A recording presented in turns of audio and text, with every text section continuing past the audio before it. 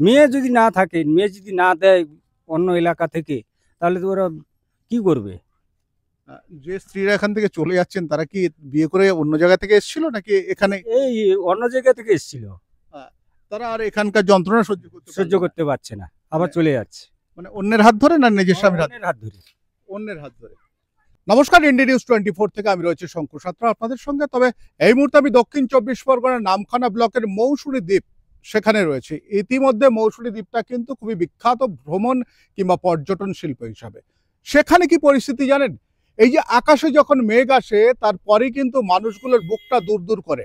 আর তার সঙ্গে তাদের যে অভিযোগ, একটা অভিযোগ বলুন, দুঃখ বলুন, এই সমস্ত কিছু কিন্তু দেখাবো, কারণ আমার পাশে এখানকার গ্রামের সবাই রয়েছেন এবং তাদের সঙ্গে এক এক করে কথা বলবো যে তাদের মূল সমস্যা কি।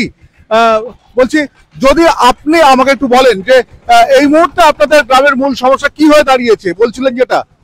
আমাদের মৌসুমী চারদিক নদী, এই চিন্তা ভাবনা, এই ধারণা যে এখানে মেয়ে দিলে ভালো থাকবে না, কিন্তু এখানে শিক্ষাগত ব্যবস্থা সব দিক থেকেই ভালো।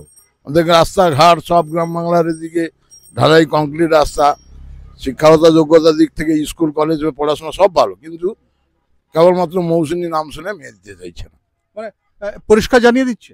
হ্যাঁ, আমি বলছে অনেকে, অনেকে ইন্ডিয়ান ভাবে বলছে, অনেকে সরাসরি বলছে, অনেকে মুখে বলছে না। বলছি আপনার নাম? দেবে না। আপনার নাম? রবীন্দ্রনাথ পণ্ডা। বলছি দাদা, আপনার কাছে একটু যাব। যদি আপনি আমাকে বলেন যে এখানে এই যে মেয়ে বিয়ে দেওয়ার একটা সমস্যা, তাহলে তো এই দ্বীপে একটা বড় সমস্যা দেখা যাবে। না, সমস্যা থাকলেও সমস্যার মধ্যে তো তো চলে আসছে এদিক ওদিক করে, লাভ ম্যারেজ করে। আর সর্বোপরি ওই ওই সমস্যাটা আমাদের বেশি। দেখাশোনা করে দিচ্ছে না। না, ওই একটাই ওদের কথা, যদি মেয়ে দেবে তাহলে নদীর উপাস ঘর করতে হবে বা জায়গা বানাতে হবে, এরকম তাদের প্রশ্ন থাকে। মানে মূল আপনাদের সমস্যা কি এখানে? মানে এই মৌসুমী দ্বীপের মূল সমস্যা কি? যে জল ঢুকে যায়, বাঁধ ভাঙে, এরকম?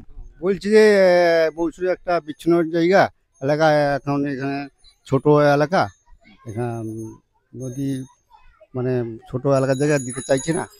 হ্যাঁ, প্রায় আগে আগে প্রায় বন্যা হতো, এখন কয়েক বছর ভালো আছে মৌসুমীটা।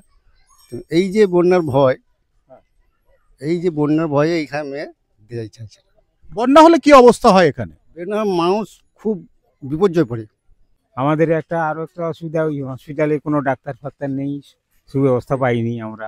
কোনো ডাক্তার নেই? না।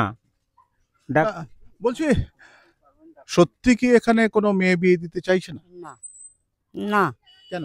ভয়ে, এই ডুবে যাব, ক্ষতি খিস্তা, এখানে চারধার নদী, মেয়ে দিলে কি অবস্থা, পরিস্থিতি কেমন থাকবে, এই জন্য মেয়েরাও রাজি নয়, আর যারা মেয়ের বাবা মাও রাজি হচ্ছে না দিতে। মানে কি এবার ছেলেকে পণ দিয়ে বিয়ে করে আনতে হবে? না না, সে সময় কিছু না, এই নদীর জন্য ভয়, নদীর ভয়, চারধার নদী মাঝেতে একটু দিবেই তো। কতটা ভয়ঙ্কর এখানে? মানে বর্ষাকাল এলে কতটা ভয়ঙ্কর হয়? ভয়ঙ্কর, নোনা জল এলে ভয়ঙ্কর, যদি নোনা জল যদি চেপে আসে তখন মুশকিল। যখন জোয়ার খুব হয় তখন কি অবস্থা হয় দ্বীপের? হ্যাঁ হ্যাঁ, যদি ওয়েদার খারাপ হয়? ওয়েদার খারাপ হলেও ঢুকে আসে আবার বেরিয়ে যায়, এখন আর নেই, এক্ষেত্রে হয়। তাহলে অন্য জায়গাকার মেয়ের বাবাদের উদ্দেশ্যে কি বলবেন? এই যে ছোট এলাকা, চারধার নদী, বলছি যে বারবার দিতে বাবা, এখানে দিব না বাবা, মেয়ে দেবো না বাবা। তাদের বাবাদের উদ্দেশ্যে কিছু বলুন যে না বাবা, ডুবে যাবো বাবা, মরে যাবো বাবা, এখানে থাকবো না। আচ্ছা, রাত্রি হলে আপনাদের যদি কোনো অসুখ বিসুখ হয় তখন কি করেন? দ্বীপ থেকে বেরোতে পারেন? হ্যাঁ হ্যাঁ, নদী পেরিয়ে যেতে হয়, নামখানা, নদী পেরিয়ে নামখানায়, নামখানা থেকে উপরে যাবে এবার। মানে সেও তো অনেক কষ্টকর। হ্যাঁ, সেটাও কষ্টকর, সেটাও কষ্টকর। এইটা, এই দুটি সমস্যা। হসপিটাল, এই যেটা মারাত্মক একটা অসুখ হয়েছে, তাড়াতাড়ি যে নিয়ে যাব, হয়তো পেলাম, যদি তো নৌকা পেলাম কি খিয়া পেলাম তো গেল, না হলে রোগী কেটে গেল। এখানে হসপিটালের ডাক্তার সরকারি আসে বটে, থাকতে চায় না, কেটে গেল বলে মারা গেল, তাই তো? হ্যাঁ। অর্থাৎ এমন একটা দ্বীপ, মৌসুমী দ্বীপ, এখানকার যে সমস্ত মানুষজন রয়েছেন তারা প্রত্যেকেই বলছেন যে এখানকার ছেলেদের বিয়ে দিতে চাইছে না। বাইরের কোনো, অর্থাৎ এই দ্বীপের বাইরে কোনো মেয়ের বাবা কিংবা মেয়ের মা, মেয়ের পরিবার তারা দিতে চাইছে না। বলছি একটু এদিকে আসুন, এই যে মেয়ের বাবা মা দিতে চাইছে না, এইরকম কত বিয়ে ভেস্তে গেছে দেখতে গিয়ে আপনার অনুমান মনে হয়? ভাই অনেক অনেক মৌসুমী যদি কোনো ছেলে দেখাশোনা করতে যায়, বলে না না মৌসুমী দেবো না, অন্য জায়গায় হয়ে দেবো, মৌসুমী দেবো। মৌসুমী এই যে একটা বলে যা ওইখানে বিভিন্ন জায়গায় বন্যা হয়ে যায়, বিচ্ছিন্ন জায়গায় হিমন্ত মানে তারপর এই বলে হ্যাঁ মৌসুমী অন্য অন্য জায়গায় মেয়ে দেবো, মৌসুমী দেবো না। এই যে একটা ছেলের দেখতে গেলে এই যে আর কথা মেয়েদের সবসময়। অর্থাৎ আমি পাশে দেখাচ্ছি, বর্ষাকাল এসছে, বর্ষাকাল আসার সঙ্গে সঙ্গে কিন্তু মাঠে জল জমেছে এবং মাঠে জল জমে রীতিমতো এই জলটা যদি নদীর জলের সঙ্গে মিশে গিয়ে বাড়া শুরু করে, আর পাশাপাশি যে সমস্ত এলাকা রয়েছে সেগুলো কিন্তু আস্তে আস্তে ভেসে যায়। অর্থাৎ প্রত্যেকটা মানুষের কিন্তু সে সময় একটা আশঙ্কা তৈরি হয়। এই যে জল থেকে আশঙ্কা আপনাদের কতটা? জল থেকে আশঙ্কা আমাদের প্রচুর ভয় তোমার ছিল। যখন আমাদের বন্যা হতো তখন খুব মানে দুর্দশা পড়তাম, খুব দুর্দশা আমরা। জল নিকাশি ব্যবস্থা খুব খারাপ ছিল, সব ছিল। হ্যাঁ একটু একটু বলুন বলুন বলুন কি বলছিলেন? নিকাশি ব্যবস্থা আমাদের খুবই খারাপ মৌসুমী দ্বীপে। একমাত্র নিকাশি ব্যবস্থা এবং ঝড় ঝাপটা হলে নদীর জল উপচে, বাঁধ উপচে আমাদের দেশে এলাকায় প্লাবিত করে। আচ্ছা আমি একটা কথা, আপনার নামটা কি বলুন? আমার নাম সহদেব ভূঁইয়া। সহদেব বাবু, একটা জিনিস হচ্ছে বাইরে থেকে যদি মেয়েরা না আসে এখানে বিয়ে করে, তাহলে তো আপনাদের ভরসা যে এখানকার মেয়েদের বিয়ে করতে হয়, মানে এখন কি সেই অবস্থা? হ্যাঁ, এখন সেই অবস্থা। এবারে ছেলেরা কি করবে, কিছু কিছু ছেলেরা দেখছি এখনকার দিনে বাড়ির বউদের নিয়ে, অন্য বাড়ির বউদের নিয়ে তারা নিয়ে চলে যাচ্ছে। কি করবে? মানে এই দ্বীপ পেরিয়ে অন্য দ্বীপ? না, এই দ্বীপের মেয়ে তারা এ গ্রামের মেয়ে ও গ্রামের ছেলে নিয়ে পালিয়ে যাচ্ছে। মেয়ে যদি না থাকে, মেয়ে যদি না দেয় অন্য এলাকা থেকে, তাহলে তো ওরা কি করবে?